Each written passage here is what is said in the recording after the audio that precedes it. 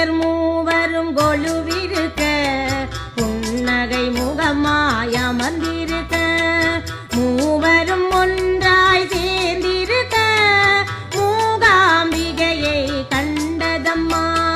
தேவியர் மூவரும் கொலுவிருக்க புன்னகை முகமாய் அமர்ந்திருக்க மூவரும் ஒன்றாய் சேர்ந்திருக்க மூகாம்பிகையை கண்டதம்மா.